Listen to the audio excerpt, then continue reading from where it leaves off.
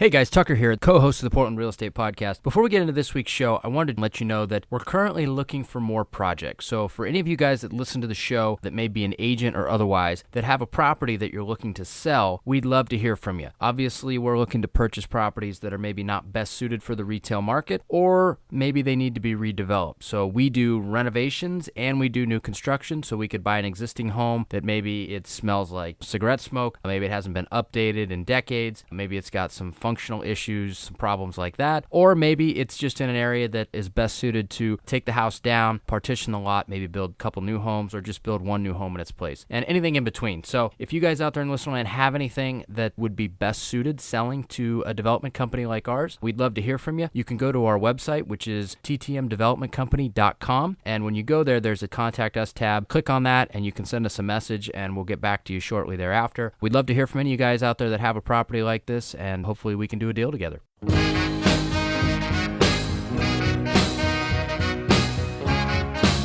This is the Portland Real Estate Podcast, your number one place for anything you need to know about the Portland real estate market, along with in-depth interviews from our local real estate industry experts. Now, without further ado, here are our hosts, Tucker Merrihew from TTM Development Company and Steve Nassar from Premier Property Group.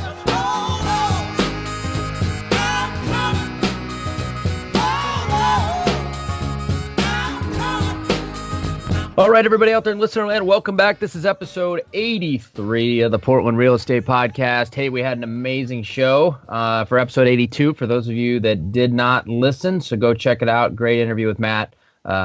Just a great guy and a great agent. But we're back this week. It's a solo show. Well, sort of solo. It's myself and my co-pilot here on the show, Mr. Steve Nassar. What's up, Steve-O? Hey, good to be back on the air, Tucker. It was a great show last time. I was a little bummed we lost some of it. I guess, as you said, having done 82 shows, we're lucky only one ever had a technical glitch like that. Yeah, and it's a bummer. Matt was just a great guest. You know, I had introduced him as just an up-and-coming agent who, in a matter of just a few short years, 3 years, I believe, has just, skyrocketed in the Lake Oswego market. He said some interesting stuff. I don't think it made it onto the air, how he only really does the Lake Oswego market. He almost reminds me of a realtor version of you, Tucker. Well, that's not true. I go to the hood, man, all the time. So come on now. You do. That's true. But he talked about traffic. I asked him at one point, I said, so if you this afternoon get a listing call from Murray Hill and Beaverton, do you take it? And he said, no, he'd refer it out, which is, it's just it's an amazing model. But he's in a few short years done about $20 million a year. He's doing, a lot of it is high end real estate and yes, in Lake Oswego, and he's doing a great job. And so we thought it'd be great for our listeners to hear from somebody who just newly came onto the scene and had to do the grind and lift themselves up and build some momentum quickly. And gosh, he's done it, and he's done it well. So yeah, I think it was a cool show. I would not be opposed. I mean, I don't know what you think, and I'm just kind of shooting from the hip here. We didn't talk about this off air, but I think maybe bringing on other agents kind of like him that have kind of an inspiring, cool story. It seemed to be. I am all for it. I'm all for it. And yeah, and please, if you're a listener out there and you have a story to tell, a unique angle to the business, or something like Matt where you're maybe newer to the business and you've done well and you want to share some of your successes and what you've learned along your journey, please reach out to myself or Tucker and let us know, and we'll call you up and chat with you on the phone and do a little interview, and if it sounds good, then we'll get another show going. Yeah, for sure. I think it's just a good way to build community within what is, a big, small city anyway. So definitely a great show. So I apologize to Matt for not getting it all there, but I think we got a good amount that people got a really good feel for him and could really kind of get at least a pretty good idea of what his business looks like and just what kind of a solid dude he is anyway. Yeah, absolutely. So, but moving on, this week's show, solo show, we got some stuff to talk about with what's going on with ourselves, our own businesses, and of course the market. So I don't know, why don't you kick it off, Steve? What do you got for us? Yeah, so it's kind of a short week for me. I'm leaving town Wednesday, first thing in the morning. I'll get back Friday. It's a work trip. I was invited to a mega agent mastermind in Scottsdale, Arizona. The ringleader, some out there may know of the name Brett Tanner. I was introduced to Brett a few years ago through Lawyer's Title. Denise Wilson introduced us. He came to an event here in Portland.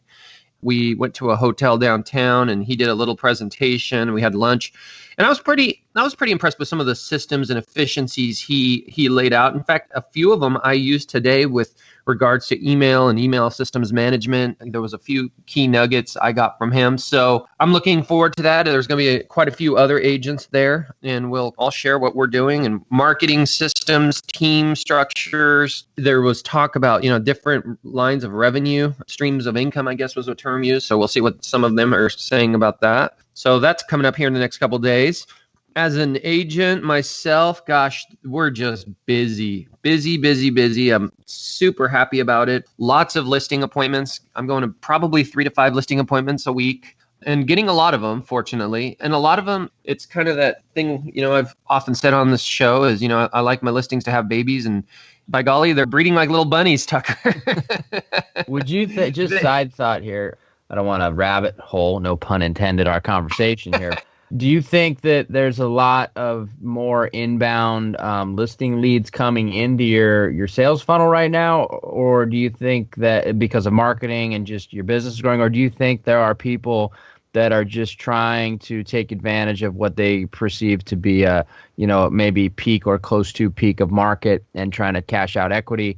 What's your feeling on that? Because you're really busy, so it either comes from better marketing or potentially better marketing and, just overall sentiment of people that want to maybe sell their house and take advantage of where we're at in the market cycle. What's your thoughts? It's a tough question to answer. Yes, I would say my marketing is effectively working. When I go into an area, we're doing direct mail pieces. We're putting up a lot of directional signs. We're doing open houses. I'm on Zillow in most of those areas as well. So a lot of times when I'm meeting with a potential listing, they're saying basically, we see you everywhere. We get you in the mail. We're online. We see you on Zillow. We see your directionals. So that's positive. But that said, there is a little bit of also what you're saying. It's definitely peak season. We are smack dab in, and if anything, we're probably going to be leaving peak season in the next month as we head into July. Not that July is a slow month by any means. I've always felt like when listings really hit the market tends to be May and possibly a little bit of June. That's when, people are thinking spring, they're thinking spring buying season, the flowers are blooming, they kind of all just go together hand in hand. So there's definitely that going on. But to answer your question, there are some sellers out there who are a little bit skittish about the market. I was actually in a chat about this. I went to a listing appointment on Saturday, and this is the second time this has happened recently, where I was saying a price and the seller was asking me to go lower. And by the way, that's a dream come true for me. I was going to say, I don't know that happens very often, but it does not happen very often. In fact, I got an offer on one of these clients. We've actually been on the market. And he's been asking me to do some pretty dramatic price drops. Now, part of that is because he is on a busy road. It's a Lake Oswego listing. It backs to Stafford Road. And while, and busy roads, Tucker, you know this as well as I do. I mean, they are just such a wild card. When you're comping out a house, it's really difficult to factor in what that busy road is going to do. I came up with, in an extremely hot market, I think it's about an 8% difference from what you would comp it otherwise. And in a cooler market, you're about 15% different. That's pretty good, Tucker. That's pretty good. I listed this for $750, and we're now pending at, in the high sixes, mid to high sixes. So, I mean, you're about spot on right there. 8% would have been about 60 grand, 70 grand. Yeah. So, I comped it, and the house across the street that doesn't back to Stafford probably is a 750 house. And this is a pretty nice house. They did a lot of nice things to it. They staged it professionally. A lot of square footage for Lake Oswego. That house, I want to say it's like 3,500 square feet in a nice neighborhood, the Sunny Hill neighborhood. You know where that is? Right by Yeah.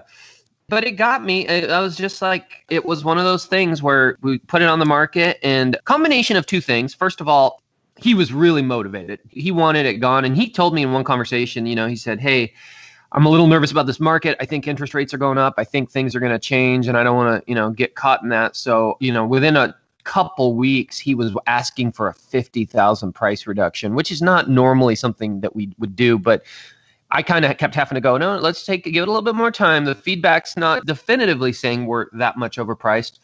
We finally got an offer, and he wanted to counter lower than I would have countered. And I kind of teased him at one point. I said, I'm going to someday tell my grandkids about you. You're the unicorn seller that Yeah, seriously, right? that whatever I say, you want less. So there's been a couple of those. So I guess to your point, Tucker, there are people out there, not everybody, but there are a couple sellers out there that I think are paying attention to the economy. They're paying attention to interest rates. They're paying attention to the housing cycle. And I think they are maybe a little bit skittish and a little bit nervous and want to do something before, it gets too late for them, or, before something pretty dramatic changes. And I can't say I disagree entirely with their thoughts on that. I agree with him in particular, because as you get into a slower market, anything that's on or near busy, roads or thoroughfares, they get punished exponentially more and exponentially quicker. So, he was your unicorn client, but smart guy, it sounds like. So easy to deal with, and hopefully you guys get sold. So yeah, great guy. In fact, so let me tell you about him.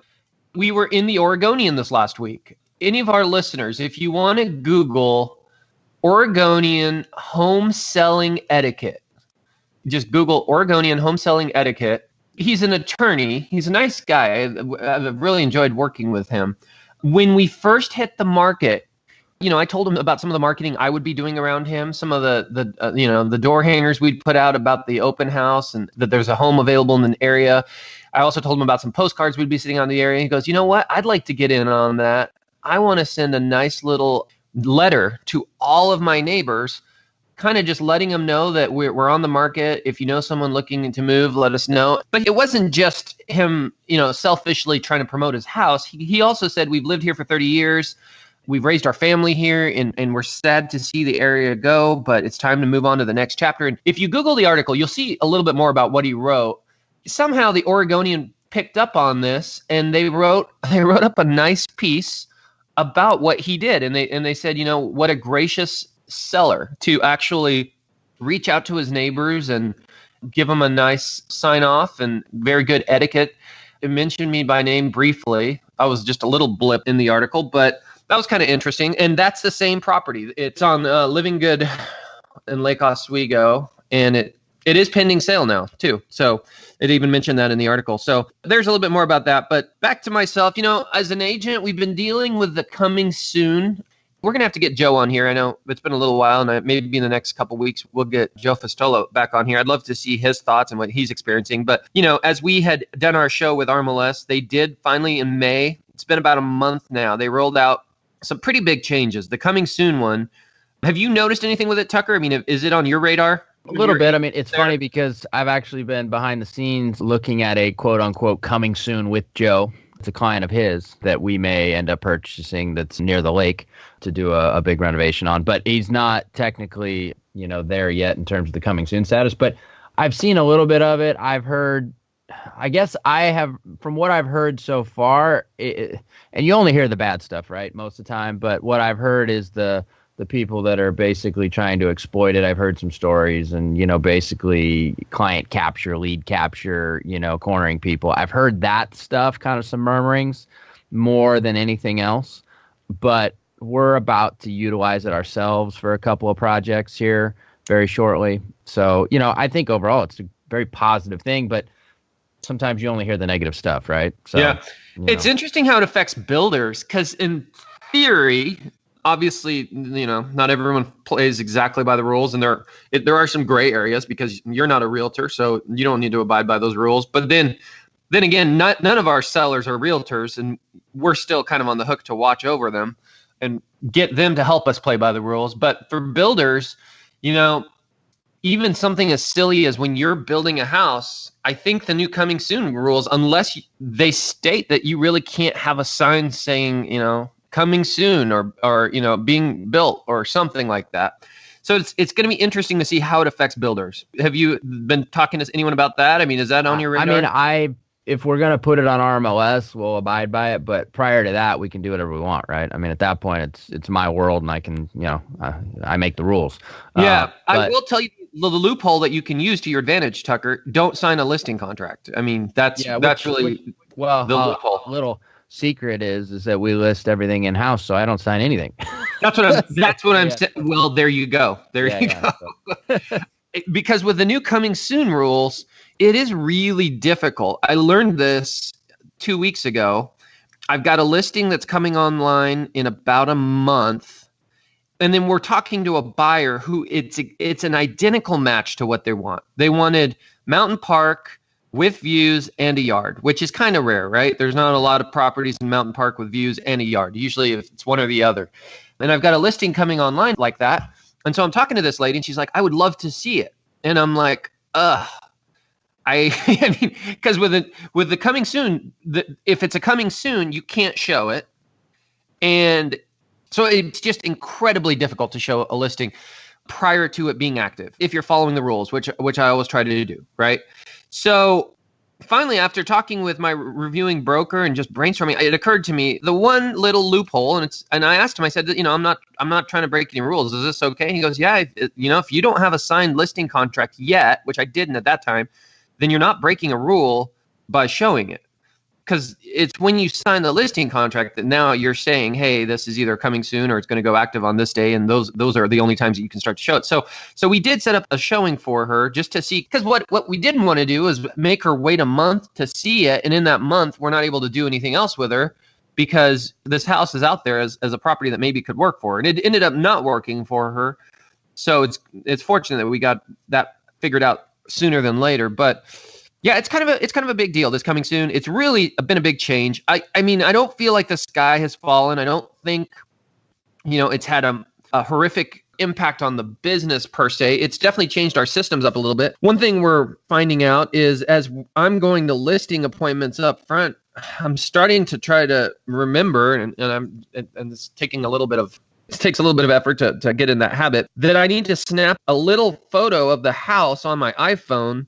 Because within 72 hours of us doing the listing contract, we need to have it in RMLS as a coming soon. And to have it in RMLS as a coming soon, we have to have a photo. Fortunately, I'm able, and usually if you sign your listing contract on Monday, you're not going to have your professional photos, back by Thursday.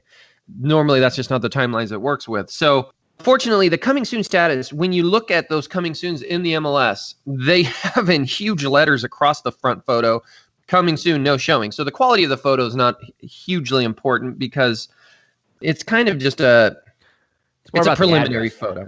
It's like, hey, this, and I think it would work better for price point or super duper ooey locations, where there's high demand for whether it be that price range or that exact area. I think that's where it serves its best purpose right now. Because like you said, if the photo is garbage, for lack of a better term, really all you're looking to draw interest for is price point or exact area, right? So the other thing there, Tucker, is, I haven't noticed yet, and I'll keep monitoring this. We're not getting blown up by realtors going, hey, I see you're coming soon. I'm all over that. That doesn't seem to be happening. The reason we're doing the coming soon status is because if you don't do the coming soon status, you can't even put a sign in the yard until you are live. And that's problematic. Trying to time that is problematic. So it's just easier for us on my team to sign the listing contract stating we're going live on this day. And it's usually a week and a half, 2 weeks out as we're doing the marketing. But in the meantime, it's a coming soon. And that coming soon status allows us to put a sign in the front yard and do a few other things. Simultaneously, it is getting it out there to other agents, but I'm not noticing that there's a ton of agents, flocking around an RMLS looking for those coming soons and sending them out to clients and calling us about them. Now, maybe that changes. It's only been a month, so I'll definitely keep monitoring that, but it's been a big change. It's kind of just been a little herky-jerky to our system, and we're trying to integrate it and figure it all out, but that's kind of a big thing that's been happening here for about 30 days, and we're still kind of trying to wrap our heads around it. And I think there is good that's coming from it. In theory, if you go on Zillow now, I haven't done this in a while, but if you go on Zillow and just look around the metro area, you really shouldn't see it coming soon. And that's where there was, bad actors that were using that as a tool to prospect and take other people's buyers and without, being cooperative in the process. moving on from that, I've hired a couple new people on my team. I have a new listing agent, a co-listing agent. This makes it my third. I had two before. Now I've got three. I wasn't looking to hire this person per se, or any person, but an opportunity came along where this person reached out to me. They just got newly licensed. They have a strong background in real estate.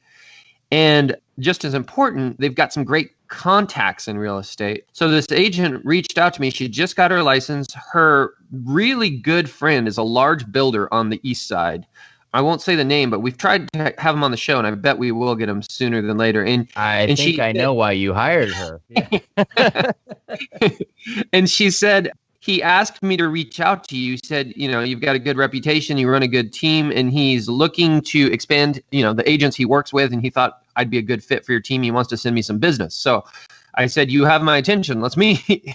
And that's been about a month and a half ago, and it's gone well. And she is now on my team, and we're training her and going through some processes. And I've met with that builder a couple times.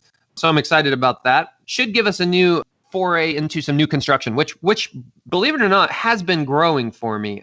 It's looking like I'm going to have, a solid base of new construction on the east side. I've got a big project coming up with Riverside Homes. I think I've talked about it here on the show. I brought them some land over in Hillsboro that's going to be about 27 lots.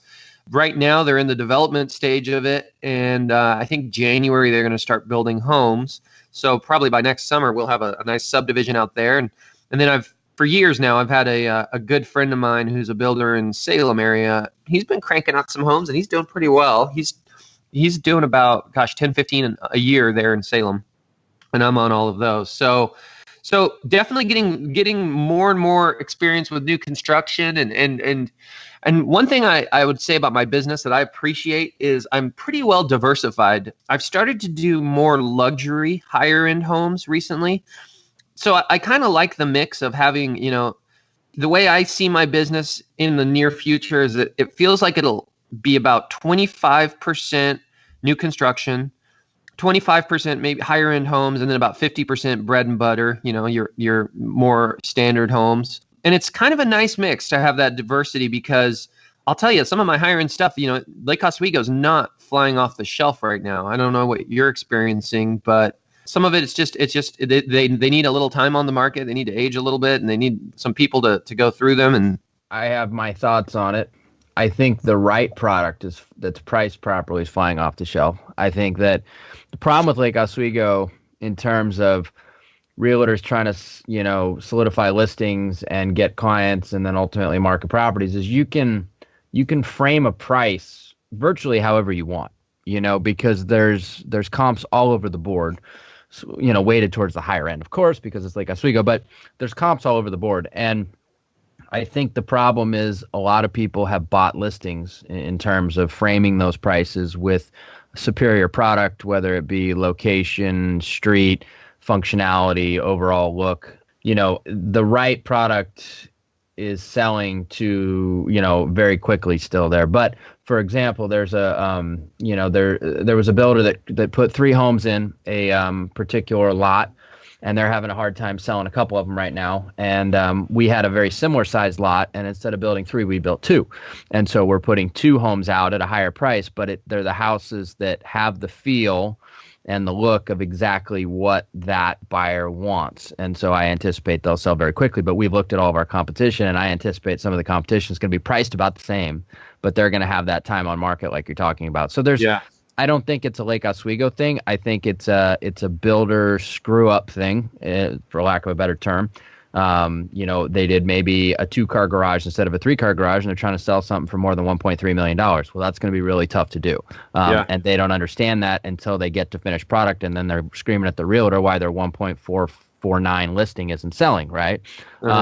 Or, it's just a home that's got some funkiness to it, whether it be design-wise, whether it be functionality-wise, whatever it is, but you frame that price based on however you want to frame it, which, sky's the limit. You can do whatever you want, like Oswego. And so I think there's a lot of that. It was interesting. I actually went and looked at a house that was on the lake to potentially buy, and we were going to use it as a project last week. And, the people that I talked to about it, very nice people, but they were framing the price as it could be like a $2.4 million home. And, you look at anything on the lake and you're thinking, yeah, that's reasonable, whatever. But this was kind of on a canal, it was on secondary lake. And,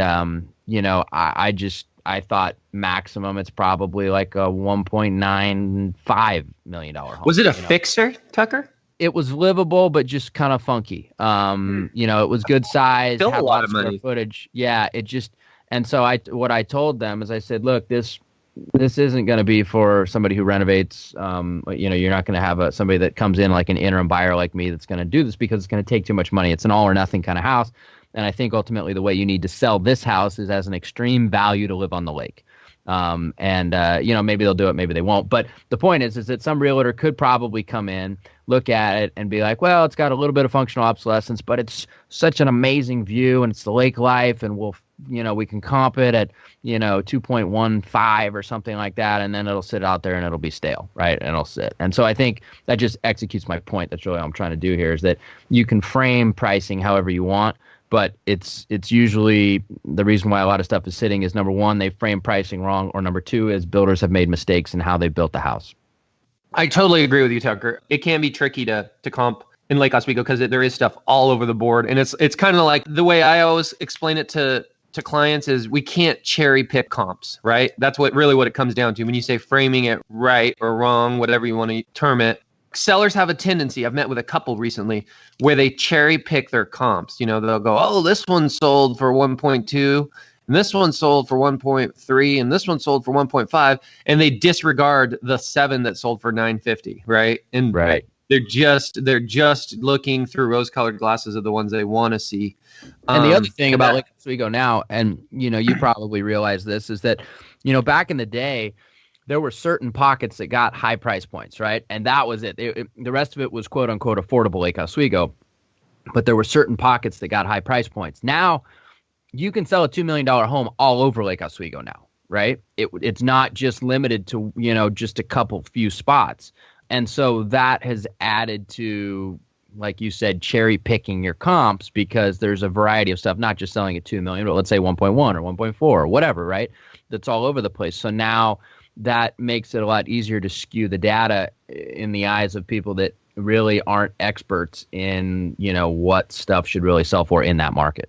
Yeah. Did that canal property had good views? Usually the canal ones, you're looking at a neighbor's house across the canal. Yeah, you're looking at neighbors. It wasn't too deep down the canal, so it was pretty close to the secondary lake. Got it. Great. It was a great lot, great yard. I mean, it had the money shot, coming out the back, but it just. Oh, that's good. Yeah, so it had that, and that's the sales feature. But, I could definitely see agents coming in and basically, dressing it up and framing the price at, something that would basically collect dust and sit on the market for a long time. Yeah, I've shown a few homes on those canals that are deep into the canals. And for all intents and purposes, you have no views. You do have boat access, and that's great, but they're not really view properties. I mean, it's just a, 15-foot body of water, and you're basically staring at the house across from it. So yeah. And those ones, I'd be hard pressed to see those ones pushing $2 million, but for a fixer anyway. But yeah, if you're closer in and you've got some nice views, that really accentuates that. So I get it. And that's the one that Joe's got you tied up with, huh?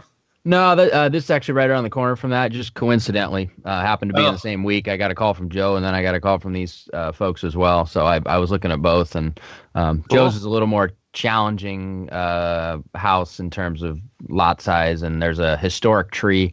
The people had, for whatever reason, decided to make a tree that's right smack in the middle of the property historic, which as nowadays. All they did was decrease their dirt value dramatically because the tree can never go, which means the size of footprint of house that can be built there can never be expanded beyond what's already there, which is a little salt box house. So had they known, they might not have done that back when they did it, but they did it. So either way, it could be a cool project. But yeah, it was a coincidence that Joe called me last, week before, and these people called me the week after. How do you make a tree historic? Is that with the city? Is that the state? So you make it with the city Lake Oswego for whatever reason. They give you a little plaque. You put the plaque next to the tree. So like I was literally walking in the backyard with Joe, and I was like, "Oh, hey Joe, Not good.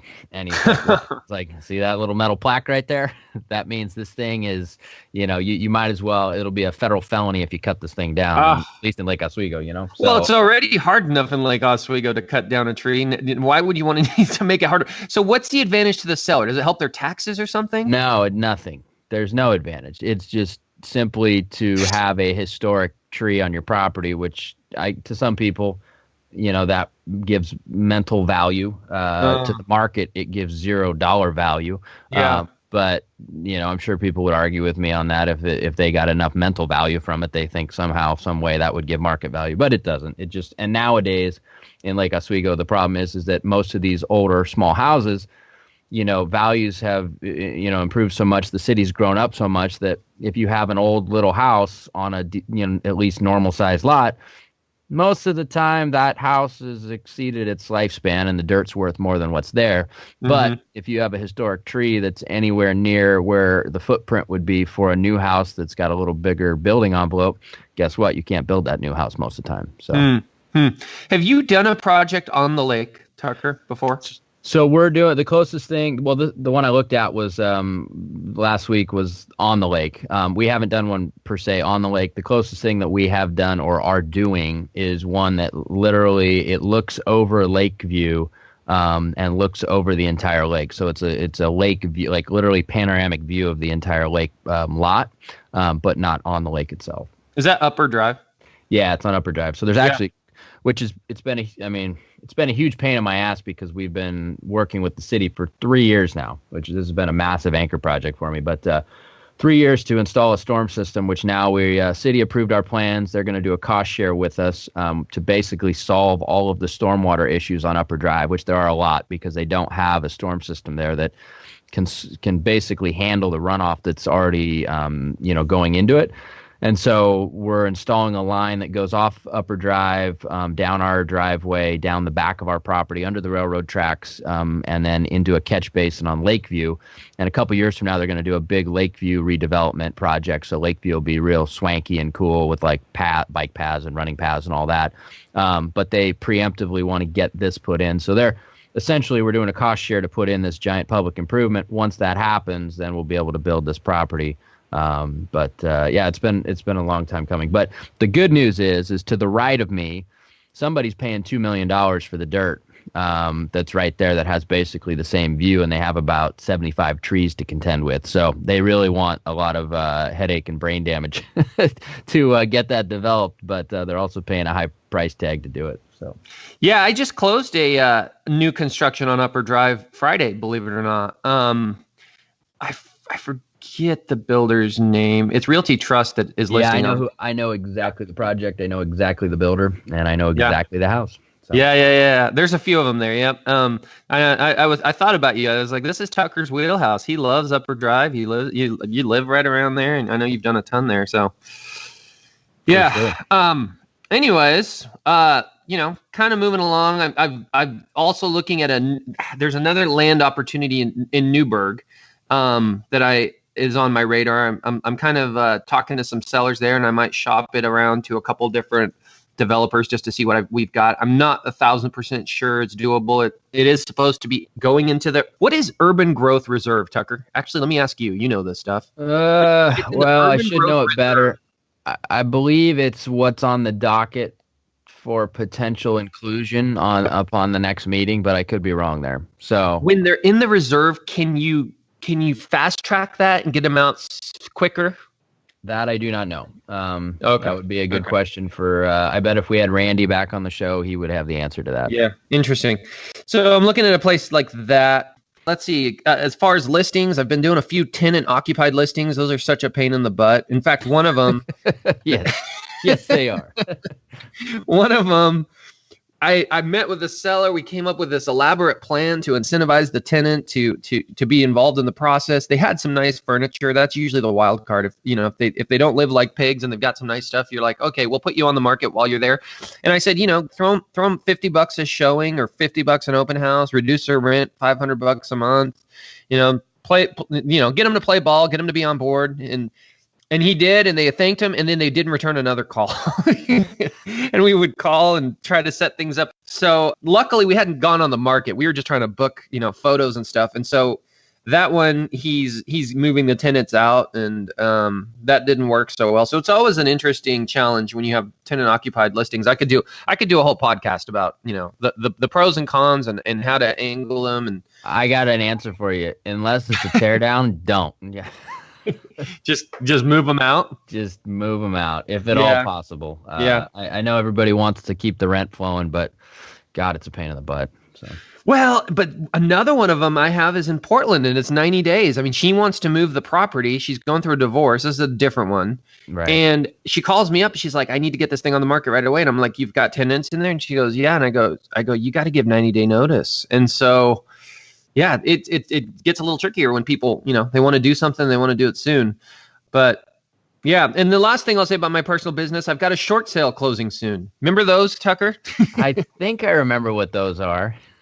When I got in the business in 2012, I would say 30% of my listings were short sales, maybe even more, maybe 40%. Back in 2013, we did a short sale together.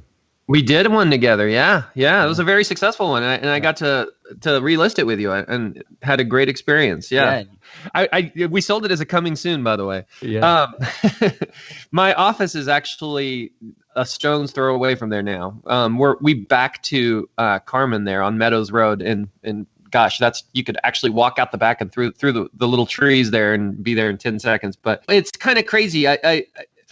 When I got in the business, there was a lot of short sales, and I cut my teeth on them. I got, I made some good contacts with some negotiators that did a great job, and just got pretty good at it. I mean, there are advantages to short sales. You always get 6% with few exceptions. The banks, they'll let you have that. Your sellers aren't really as price driven as, a standard regular sale. They're not price driven at all. Let's be clear. Yeah. so they don't care most of the time. Yeah. Yeah. You're not fighting the battles of, hey, we need to do a price drop. You're also not going through horrendous repair negotiations because there are no repair negotiations. So there are, short sales. The long running joke is there's nothing short about a short sale. They take forever, but there was some benefits to them. I'm doing one now, and the reason is it's a distressed situation. I think in this market now, I think the only short sales out there, with few exceptions, are just distressed situations or contractor liens or something funky. It's not just that they're upside down somehow, because I think most people their values should be back to the highest they've ever been, which means regardless of whatever loan you took out in a standard fashion in the last 10 years, you should be okay on it, with a few exceptions. So I'm doing this short sale. Prior to this short sale, Tucker, I hadn't done a short sale in, a year and a half, 2 years. I haven't been involved on a buy side of one. So there's not many of them out there, but so I thought that was a little interesting topic there. On PPG side as a brokerage, just a few things to touch on, and I'll get done with this so you can move on. We had a bad case of wire fraud. I don't think I've mentioned that on the show. One of our agents was buying their own personal residence, and that's the scariest part of this. This was an agent themselves that got duped into wiring $500,000 to the wrong person. Jesus. Yeah, that'll put you in the fetal position quickly. Yeah. They got some kind of email saying, "Hey, we're ready for your wiring." And it looks very legitimate. The URL is off by one character from the title company. The signatures look legit, and so they followed the instructions. And then the next day, the escrow officer said, "Hey, we're ready for you to wire money." And she said, "What are you talking about? I already wired it to you." And that's how that all started. And the money was gone, long gone, $500,000. So a reminder to all agents out there, advise your buyers and your sellers too, because they can get caught as well. If a seller gives, Well, I guess sellers too. The sellers. That's more to the escrow companies, because if those people would be going to the escrow company, going, "Hey, here's where I want you to wire the funds," and I think they're a little bit more savvy. So it mostly affects buyers, but they need to have a verbal phone conversation with a trusted person on a trusted line before they ever wire money, or bad things can happen. So there's a few other things going on with PPG. I'll save them for next time. What do you got going on, Tucker? Well, we're pretty busy, actually. Well, we're super busy right now, which we're kind of coming out of. Last year was difficult to balance not only building my own house and keeping business, flowing, and just bandwidth, basically, right? Because we've got our hand in a bunch of cookie jars. We've got our online education business, which is booming. I'm actually going back up to Seattle next week to speak again at another big real estate event. We have our technology business, which wraps into that, which includes the app that we built, and we're continuing to build that out. And somebody was raving about your app the other day. I forget who it was. Somebody was talking to me about the podcast, and your name came up. He goes, "Yeah, I've been using his app. I really like it." So kudos to that. That's fantastic. Yeah, we're building out. We're continuing to really make that just an absolutely amazing piece of technology, marketing-wise, whether it be for real estate investor types or for agents, for that matter. It allows you to pull all the contact information for people and then run your marketing to them, whether it be direct mail, whether it be phone calls, whether it be text messages, whatever it is. Or emails, for that matter, which is cool. So, we've got a lot of things going on. Now we're back to, those two things are continuing to grow, and now we're going pretty gangbusters, getting a bunch of stuff going, or starting a bunch of projects that we've been trying to get off the ground on the construction side. So we're in the middle of quite a few things right now. We're hoping to finish up 2 really amazing homes on Upper Drive here very shortly. We've got them knocked out. We're really trying to fast track those to get them listed here. I'll probably list the back house at the end of this next week. We'll try the coming soon, quote unquote, status here very shortly. I wanted to wait for the front house to be fully framed before we did that, so nobody gets any flat tires driving down the road or anything like that. But I'm pretty excited about getting those on the market. They're pretty much going to be an example of what we talked about. It's the right type of house, built the right way, that will have a pretty high price tag on it, but it is warranted based on the way that we design the lots and the way that we built the houses. So they're not crammed in. They're half-acre lots. They've got 3-car garages. They've got extra parking for guests. They've got all the things that people want that are going to spend that type of money on a home. And what's the timing between the two? Are they hitting the market about the same time, or the back one first, then the front one? Yeah, back one first and the front one. I mean, they'll be probably about a month apart in terms of completion. Oh, wow. Yeah. Oh, that's pretty close. That's pretty close. They're pretty close. And we timed it that way on purpose. We wanted to be in and out. We don't want to be doing construction for too long on one house while the other one is, sold and people are there. Yeah. So we got that. What's your going. Price point? About 1.5, 1.6 million, somewhere in there. Are you going to do some kind of broker open or something? I'm sure we will at a certain point, unless they get pre-sold, and at that point, maybe we will, maybe we won't. But they're really cool houses. We could have split the lot into 3 and done 3 houses and done kind of a more, let's call it a 1.1, 1.2 price point.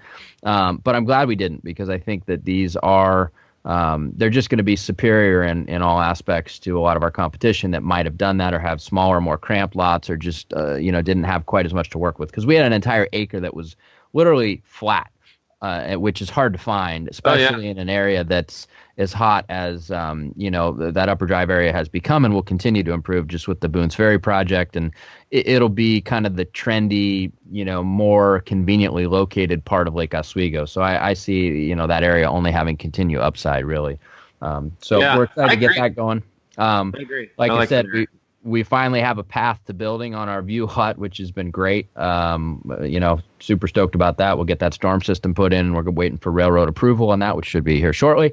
And we're in the middle of a partition in Dunthorpe. So we're actually going to be partitioning our dirt that we own in Dunthorpe. We're going to build 2 houses there. Went to a neighborhood meeting about a week ago to explain to the neighbors that density also happens in Dunthorpe. They're not immune to it. How was that? I sat there for an hour and took rapid fire. Took a lot of shrapnel. But I survived. I walked out. Sometimes I wonder why the city makes us do these things and just sit there and take it. But I did. And what were they saying? I mean, are they like, we shouldn't have more homes here, or this is too small of a lot, we want bigger lots? What are their complaints? So this sounds absurd, and I don't want to rag on people publicly too much, but basically one of the gals that lives, we'll call it nearby the property, was like, those lots look really small. And mind you, each lot's about 100 feet wide. So we're talking, that's a pretty wide lot, right? That's twice your normal standard size lot in the city of Portland. 100-foot wide lot it's a wide lot. Well, one of the houses, the house that this particular lady lived in, she had a 300-foot wide lot, which in Dunthorpe, there's some pretty big estate lots, right? Yeah. So if you look at 100 feet versus 300 feet, sure, it looks small on a plat map. But if you go out at a piece of property and you look at a 100-foot wide lot, you go, wow, that's a big lot, you know? And if you look at a 300-foot wide lot, you're like, oh my God, that's a huge piece of property, right? So the complaints were like, those lots look really small. I don't want more neighbors. You know, this basically just kind of your typical NIMBY type complaints. But I had to politely explain to them that just because you have a Dunthorpe address doesn't mean that density can't happen in your neighborhood as well. And you know, it was interesting. But so the city makes you do that. They make you have this meeting. But is there teeth to the meeting? Like, can the neighbors actually stop you, or is it just, they just get to they get to force you to hear them? Is that really what it is? The latter, yes. Yeah, they just okay. and what how do you document that the meeting occurred? Like, so you go back to the city with a form? Yeah, so I have my land use planner gal that we hire there, and she does all the proof of mail out and the documentation and all that. So we basically have to identify their potential issues and then address those in our land use partition application and, you know, whatever. It basically allows people to feel like they have a voice when the reality is they don't, if zoning and code allows for whatever it is that you're doing, which it does in this case, but it's a fun way to put me in the middle of a hot seat of people that really despise what we do, because let's be honest, who shows up to those things? Generally, it's people that despise what we do. So yeah, that's a great point. Yeah, the happy-go-lucky neighbors usually are busy with other stuff. Yeah. So anyway, we got that going on, which is cool. Those would be great houses, probably in the 1.6-ish range once they're done, which for, you know, about 4,000 square feet in Dunthorpe new construction, those should fly. They should be a real hot product. And then on the flip side, we have, for anybody looking, we'll call it affordable housing. It's basically a brand new house. You know, it's essentially new construction. We rebuilt the whole thing, it feels like at this point. But we're going to be hitting the probably about a $399 price point in Garden Home. So it'll be pretty damn good value. House had a few more problems than we anticipated, so we pretty much ended up rebuilding it all. But it'll be a $399 price point in Garden Home, and that's going to fly, Tucker. You're going to get numbers on that. Probably, hopefully, we'll see. But considering that what the median price is now, $420-ish, somewhere in there. Yeah. You know, what's your size on that house? 1,150 square feet, 3-bedroom, 1 oversized bath, oversized master, detached, 1.5 car garage, private lot. So you'll go quick. You'll go quick. It should be hot. So we're kind of all over the board. And then we've got another really cool project coming up in Milwaukee, renovation project. So a lot of stuff going on. But the biggest thing I wanted to mention is, you know, I've talked about this on the podcast a number of times, and sometimes it's hard for people to totally get it, or just they didn't listen to the podcast or whatever. But I've talked about the affordability issues in trying to build houses in Portland. And so I thought the other day that I'd craft kind of a long form Facebook post to really try and explain it, right, and show an example of how all of the fees and things that we as builders that we have to deal with, really the end result is it makes it near impossible to build affordable housing, and just really kind of point out some of the major flaws in how our local government assesses people that are trying to create more housing units. And so I put a post out. It was a really popular post with a lot of people, but it proved something to me, which is inevitably there's always going to be negative people on Facebook. That's number one, which we all knew that, right? But there also is going to be folks that just hate builders and redevelopment, and regardless of whatever the point is that we're trying to make, whether it be correct or incorrect, they're just going to kind of plug their ears and go, you know, it's we don't support whatever it is that you're trying to say. And so it's unfortunate because there's a fair bit of that in Portland, and I just wish that everybody would really recognize that we have a major issue here in terms of fees that the city charges, and ultimately what that does to the ability to create new affordable housing units without some sort of government subsidy, which, you can only go so far with that. So I think the city's got to change some things big time. I wish they would put together some type of an infill builder panel to come up with some ideas and ways that they can better spend their funds or incentivize the public builders to create this affordable housing. But to this point, it hasn't happened. And so the example that I put on Facebook was a simple single family lot that the city was trying to charge us $95,000 for sidewalk improvement fees, that they weren't going to spend any of that money on that property improving the sidewalk because there are no sidewalks anywhere near that neighborhood in Woodstock. And on top of that, we would then have about a $25,000 building permit. So all in, we'd be at about $120,000 in fees, which is, 75% of the value of the lot, which is crazy. So that's a problem. And then we went and saw another lady on Thursday last week or Friday, and we had to explain to her that her house also randomly fell on an LTIC street, which means, she had a 10,000 square foot lot that was 100 by 100. She now has $60,000 worth of LTIC fees that have to be accounted for. And so she had her idea of what she thought the home was worth, or the lot essentially was worth. And we basically said, well, it's worth this, but it's worth this minus 60 grand because now you have these additional fees that apply, which didn't apply when she bought it many, many, many years ago. And so she was really upset to hear that. And this was going to be her retirement. She's moving to Hawaii with her family, and that was going to be kind of her last chapter. But now that last chapter is going to be $60,000 less because the city's going to essentially hit that property with, $30,000 per new lot in sidewalk improvement fees. Again, in an area where they're not going to do any sidewalk improvements. So that's nuts. Yeah, it's nuts. And then on top of that, in that example, if you split the lot, you get some credits on one of the building permits. So one new building permit will be $25,000, but on the new lot where you don't get credits, it'll be about $45,000 to $50,000. So you start adding up all these numbers, and I'm glad I wrote it because I think a lot more people absorb it and get it. But it's a huge problem, and it's a problem that we're going to need to solve. And hopefully we can get some political capital behind this so that, somebody comes out and says, yes, I want to solve this problem. By solving it, they gain popularity politically, and that helps them get into office. But I think that's the only way that this is going to get enough attention to really solve the problem, unfortunately. Yeah, I'm looking at your post here. By the way, you got 25 shares. That's a lot of shares.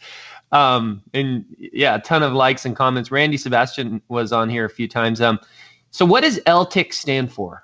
So it's basically, you can look it up. I forget the exact acronym. I don't want to botch it online or on the air here, but basically, what does it mean then? It's for transportation. It's the transportation department. So they're basically imposing fees on you to improve the sidewalk areas in front of a property.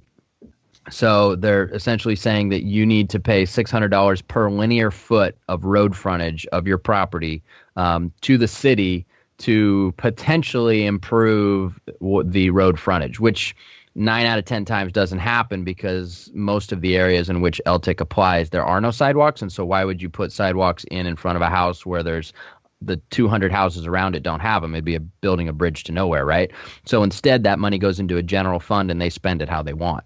So it's basically they're fleecing you for money. I mean, that's really what it comes down to. And that's only on new construction, correct? When you partition and divide, like when you flipped your garden home property, that of course doesn't apply, correct? Right, if you do new construction. But the point is that to do new construction and add new housing units, you have to do that, right? Otherwise, you're just doing one for one, and we're not solving a housing unit issue. We're just basically renovating what's there and putting one unit back on the market where there was one before. So if you go into a tear down situation, if you leave one wall up or one beam up, you can get around some of that stuff? Yeah, I mean, if you basically do a remodel, quote unquote, versus new construction, yes, you can. Yeah, but like you said, that's a one for one. That's not adding housing stock. Yeah, right. Yeah, and Randy Sebastian also said in your post that he kind of echoed what you are saying is the real losers here are some of these folks who've been in their house for 30 years and it's all it's pretty much their nest egg. It's what they own. It's their equity. It's their retirement. And they're the ones getting hit by this because now this is eating into their money. I mean, the builders aren't going to just pay it out of their pocket. It's got to come out of It's got to come out of the cost of the construction as a a line item cost. So that affects what they can get for the property. Yeah, that's pretty crazy.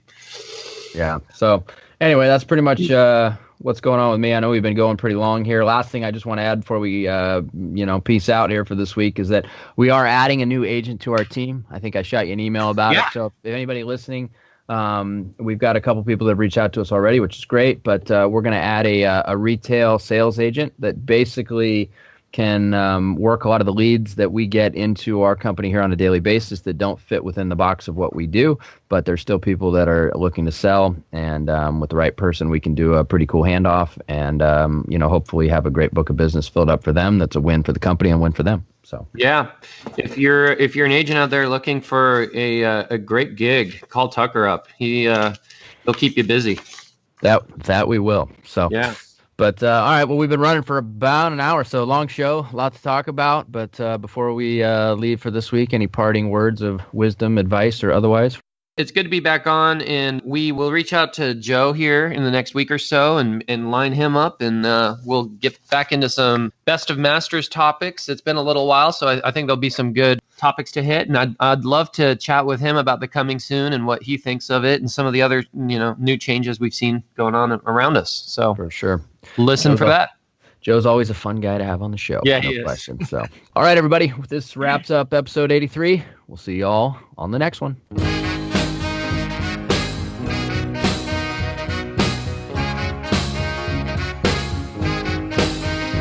Thanks again for listening to our show, and make sure to tune in next week for another great episode of the Portland Real Estate Podcast.